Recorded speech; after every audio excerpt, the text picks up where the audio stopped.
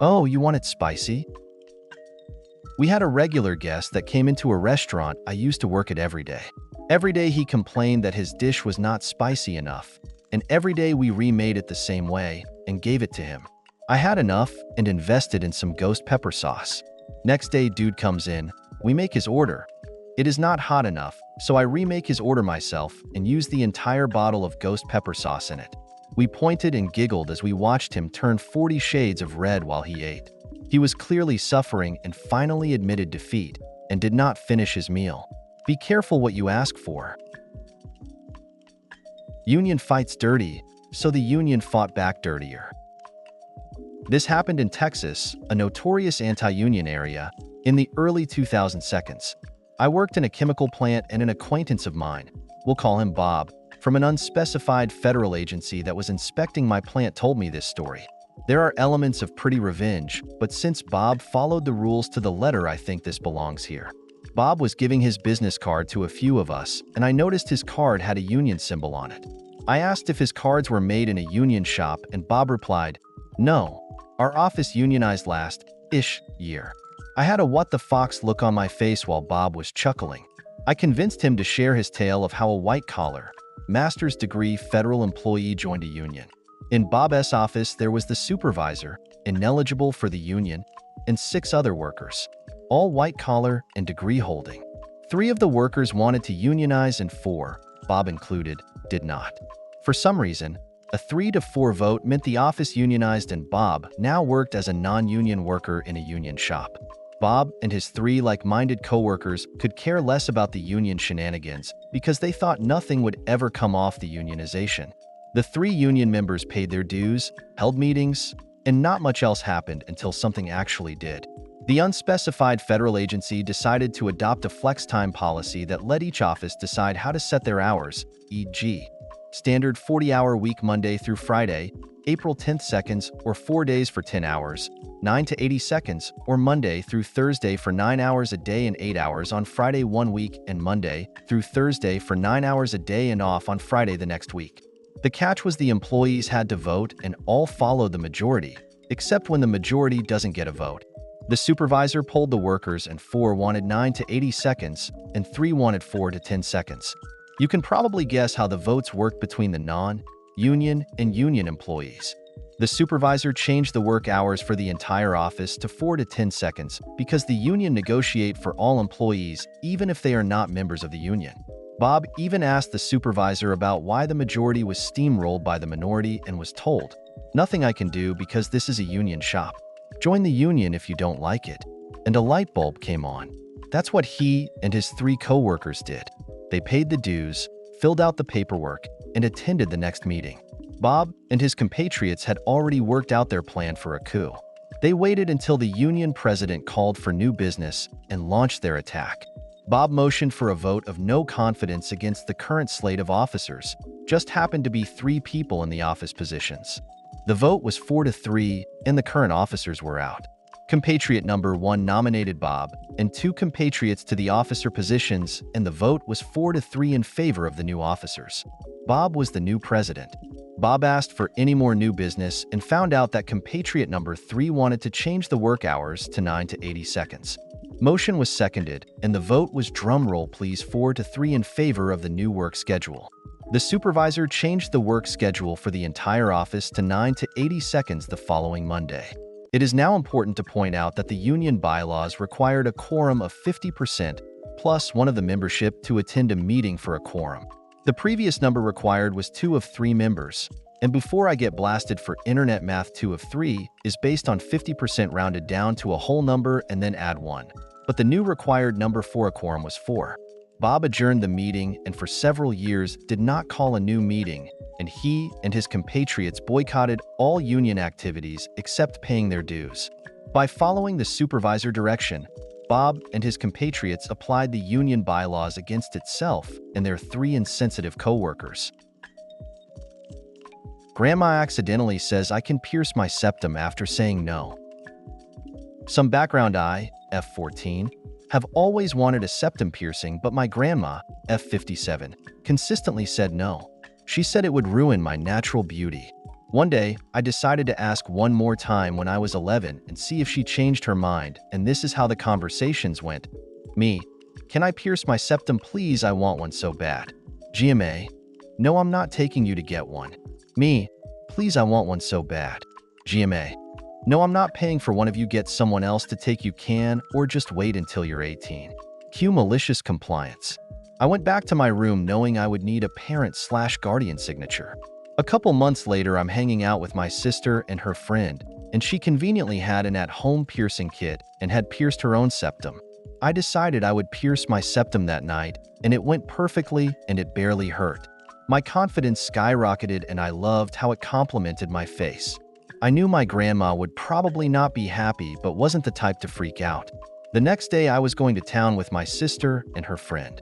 I walked upstairs and my grandma didn't notice the septum until she picked us up from the town. She looked back at me, did a double take, and said, "What's in your nose?" I said I pierced my septum the night before. She said, "It is how it is." I was glad that she wasn't mad at me, and later at home we were talking about, and that's when I reminded her of what she said, and she seemed impressed that I outsmarted her. I was almost 14 when I did this since people think I was 11. On either choral MC. I was in a rehearsal, as is my wont, and during the warm-ups, the conductor told us to sing do, re, mi, fa, so, et, cetera. At least half a dozen of us did, mostly the bass section, with gusto and aplomb. It turned out he actually wanted something a little more than just an ascending scale, so prompting him to give better instructions was necessary. My cousin got his way with his landlord. This was some years back, but I haven't forgotten the story he told me. It perfectly sums up my cousin's personality. So he and his girlfriend took a short-term lease on a house because their home was damaged by a hurricane. The landlord told my cousin that he was responsible for keeping the lawn mowed. My cousin agreed and asked if he could borrow their mower since he didn't have one. The landlord told him no, so my cousin said he couldn't mow the lawn.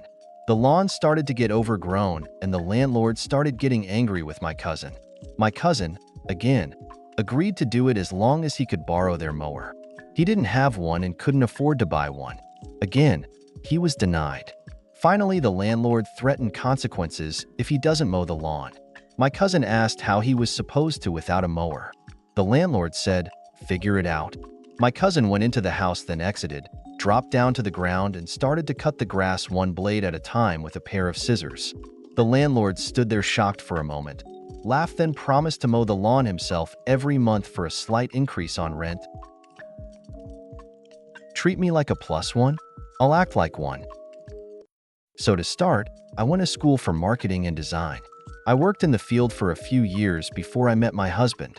My job at the time was super stressful. For example, every time I was assigned a project, I had to present it to an entire team of people that were always insanely critical, and I just hated it. My husband made enough that I thankfully was able to take a break and be a stay-at-home wife for a while. But after a few years of that, I'm ready to get back to work. I've been applying to jobs as a designer and generally presenting myself as such because I am one. In search of a new job. Last weekend, my husband, let's say Mike, had a work event for the 10th anniversary of the company. I saw it as a great opportunity to market myself since they have a huge design team I could network with. I mentioned this to my husband and he shut me down immediately, saying no, he's inviting me as his wife and his plus one, and I should be acting as such. So cue malicious compliance. We go to the event and as we're walking in the doors I grab his arm, like imagine you would when someone is escorting you somewhere. He gives me a weird look and I just say, "I'm a guest, remember? LOL. So we mingle a bit and I stay the perfect caricature of an obedient wife, smiling and nodding. Then he point out a group of people on his team at work, so we join them. The men are all talking and I see the women there with her kind of doing the same smile and nod thing I'm doing. So decide to call him out a bit while trying to lift up the women and say, "Hey, do any other of you arm candy want to take this somewhere else and chat?" They all giggled a bit, but no one moved, so I laughed it off and chalked it up to them not knowing me or anyone else. So I decided to go grab shots for the girls. It was open bar, so it's not like I spent money, but I came back with 4 shots for the women and just did a dumb old cheers like, "Here's to the girls. If we're forced to be next to them, at least we're not under them." Again, they all laughed and we took the shots. My husband soon finished his conversation and told me we had to leave. He was quiet in the car, then eventually went off about how I embarrassed him. So I reminded him he could have taken me as an equal in the industry, but he was the one who decided to make me a +1. So I acted like one. And now he's mad LMAO. Sorry, I did exactly what you wanted. We are replaceable? Fine, replace us. So when I was 15, I worked as a maid with a family friend. It was amazing and I loved it, so when I was 18, I decided to spend the summer with my aunt and work as a maid again. The company had changed a lot since I left. There was a pair of girls that took the lead. One I'll call Amy and the other Jill. Jill was serious and quick to anger. My first week back, she left me alone and clean I haven't done since I was first a maid. I did it as I thought I should have, and when she came back, she screamed at me. I kept my mouth shut, but did as I was taught. A month passed, and a few people joined but kept calling out. We were expected to drive our own cars hours of the day in traffic and no gas money. If you drove the company car, you would ask for the money, and they may give it to you. The money was minimum wage for the area, and some of my co-workers were struggling to keep up with bills. The email that showed up in all but Jill's mailbox was the following. Due to the nature of the cleaning position at company name, we maintain a flexible and accommodating schedule for both employees and clients. While we understand and have compassion for all of your circumstances, we must bring your attention to the team's attendance as a whole. As of today, June 7, 2022, there have been 25 documented call-outs or extreme tardiness in a 5-week period. That is, 714 call-outs per day, 3/4 of a person every single day for the past 5 weeks. My time and energy has been exhausted from this consistent, unreliable behavior. All employees with 2 exceptions are now on a 90 probation period. Unexcused call-outs will be cause for termination. Requests for last minuet days off, leaving early or arriving late to your shift must be requested SD company mail, com and Slack. Requests must be approved by manager or boss and should be kept to emergency situations only. Please confirm that you would like to continue employment with us by replying to this email. Please schedule a meeting with us outside of your shift to discuss individually. Employment review. How can we help each other be more successful? With gratitude, the main group who only called out sick when needed or on emergency basis. After this, morale was down. My grandfather just died and a girl I was training had a seizure in my arms. I was traumatized and they were pretty much threatened to fire me because I couldn't deal with cleaning literal shut from strangers' toilet for minimum wage for 3 days. I almost had myself sent to a mental institution BC. I thought I was a threat to myself. I put my 2 weeks in for after my grandfather's funeral and some others started to look for jobs. A few incidents happened where they had us drive out after our final hour, many hours after guest end of shift. Then, right before we arrive, we get sent back home with added another half hour to our hour drive back to office. A later call to all main employees reiterated that they didn't care, they needed us all to work with no flexibility, and if we don't, they will fire us. There was a mother with 5 kids who took this job with the expectation of flexibility. There was an elderly mother taking care of her terminally ill son. They need the time to take care of what they needed to. They also put us on October 12th days on one-off schedules. My mental health as it was couldn't handle it, so I wanted to have regular schedule until I left.